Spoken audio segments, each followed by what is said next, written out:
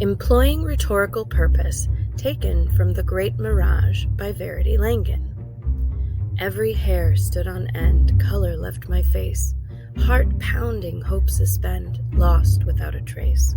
Weak and frail second guess, veins and flesh turn cold, facing death nonetheless, dangers not foretold.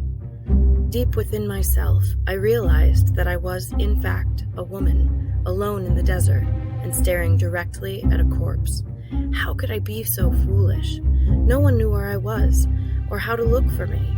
I wouldn't be missed for at least a day, and by then it would be too late.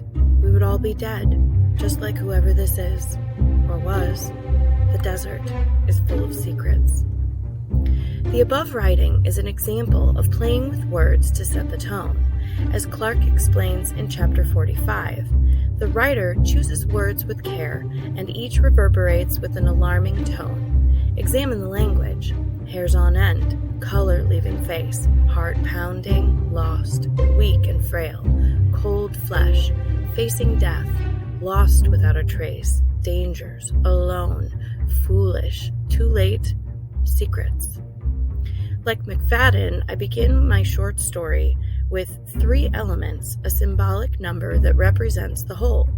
More interesting is the movement through the triad, from a symbolic object to a powerful witness to an abstract representation of abandonment and hopelessness, Clark chapter 45.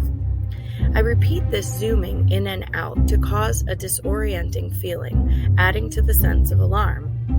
The Great Mirage begins with a short poem, micro-focused on hairs standing up, panning out to the person's face, and then farther back, picturing them lost in the landscape. Then it pans back in to feel how weak and frail she is. Closer still, speaking of her veins, and ending with a deep sense of alarm. The pattern repeats through the rest of the introduction, zoomed in close to a woman, face to face with a corpse. This is an intimate and intense moment. Then it backs away in the sense of time, lost within a day, and then lost forever in death. As Clark states, finally, this sentence ends with a haunting, almost mystical image. The desert is full of secrets.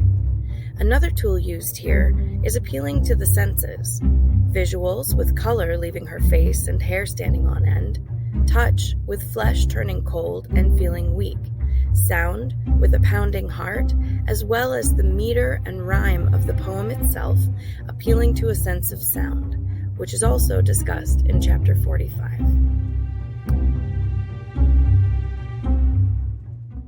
Created using Powtoon.